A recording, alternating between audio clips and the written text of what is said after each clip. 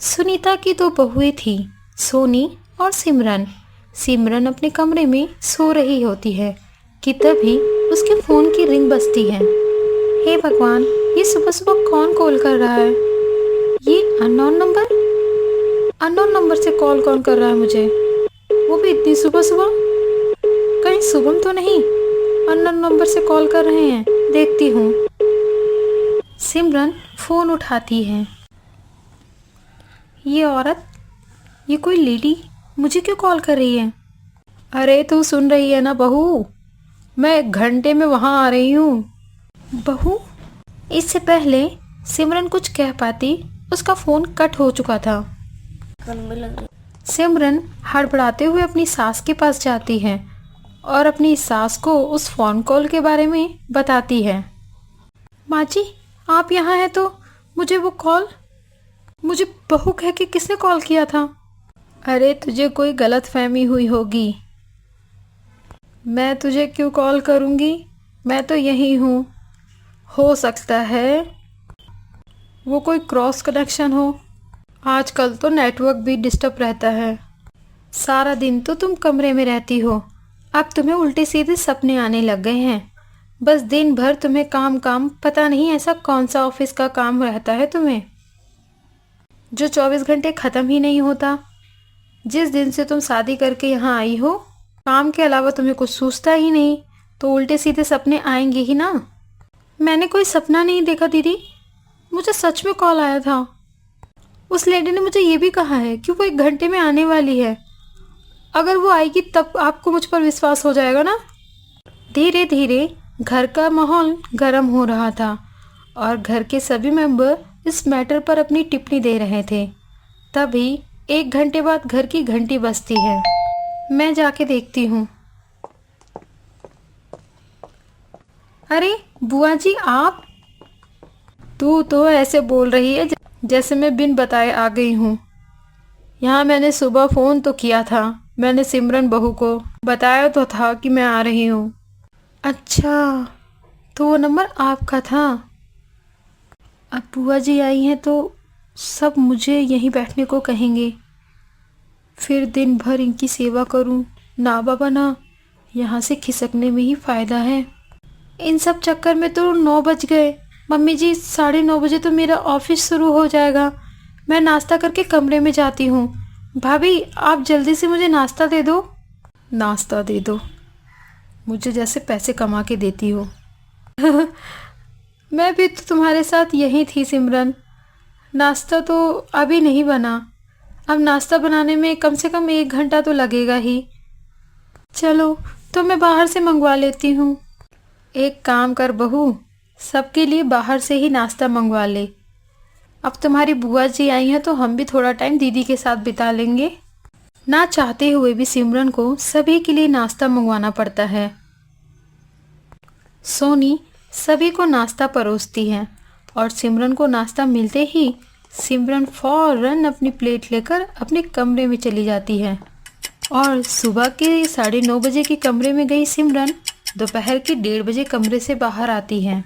भाभी, खाना बन गया क्या? बन गया हो तो दे दो। आज इतना काम है ऑफिस का, 2 मिनट भी बैठे तो कैसे बैठे इंसान। अरे बहू, कम से कम आधे घंटे का तो लंच होता ही है। इतने में तो तुम भी खुद खाना डाल के खा सकती हो। अभी तो बेचारी सारा काम करके थोड़ा आराम करने गई है, वो अब फिर उठकर तुम्हें खाना देगी। अच्छा लगता है क्या? हद है, ये औरत तो सच में, जितना तो भाभी क्वेश्चन नहीं करती उतना तो ये करती है। सिमरन रसोई में जाकर खाना परोस लेती है और प्लेट को लेके जैसे ही वह कमरे की ओर जाती है तभी उसकी बुआ सास कहती है, अरे बहू, ये क्या? अभी तो तुम्हारा ऑफिस चालू होने में पूरे 20 मिनट बाकी हैं, तो अंदर क्यों जा रही है? ऑफिस आवर्स में ही काम करना है ना, यहीं बैठ जा, तीनों साथ मिलकर खाना खा लेंगे। कई भैंस पानी में। तो बता बहू, किस डिपार्टमेंट में जॉब करती है और तेरी सैलरी क्या है? वो आईटी डिपार्टमेंट में बुआ जी। अरे वाह, इस डिपार्टमेंट में तो सैलरी बहुत अच्छी होती है। मेरा बेटा भी आईटी डिपार्टमेंट में है। बहू, आईटी डिपार्टमेंट वालों को तो सैलरी बहुत अच्छी मिलती है, तो तू भी 1-1.5 लाख कमाती होगी ना। अपनी सास को भी कुछ खरीद कर दे दिया कर कभी।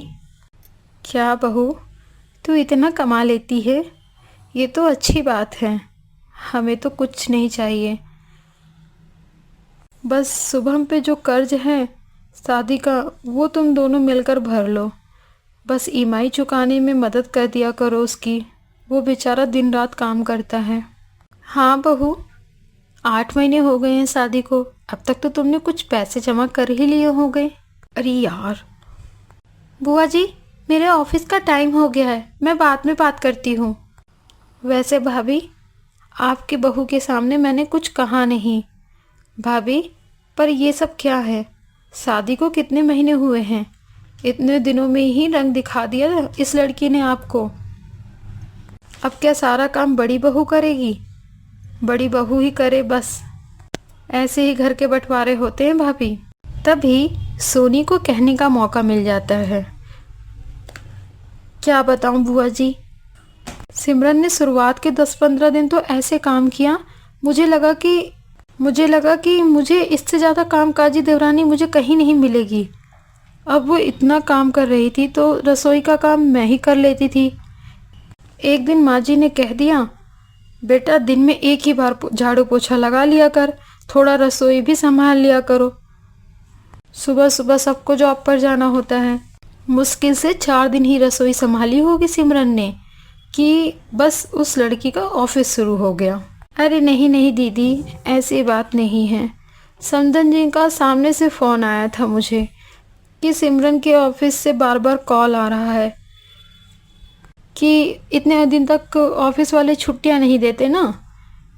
फिर शायद बहू ने कोई कॉन्ट्रैक्ट साइन कर रखा था, अगर बहू ऑफिस ज्वाइन नहीं करती तो ऑफिस वाले 5 लाख का दावा कर देते।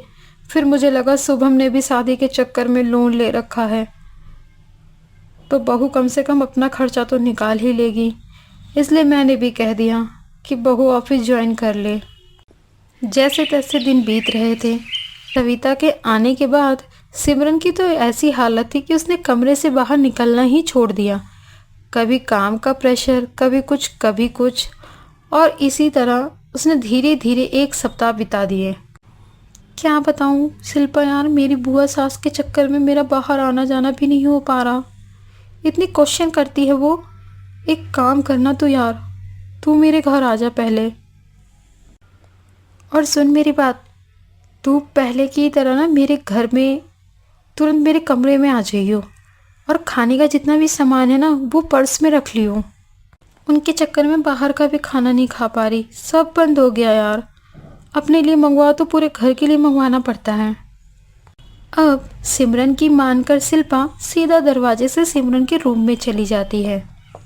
देखा बुआ जी, हम सब यहीं बैठे हैं, ना हमसे हाय की ना हेलो, ऐसे दोस्त हैं इसके। वो जी मेरी सहेलियाँ भी आती हैं, पर मर्जाल है कि वो डायरेक्ट कमरे में चले जाएं। वो पापा मम्मी से भी सब भी बातें करती हैं।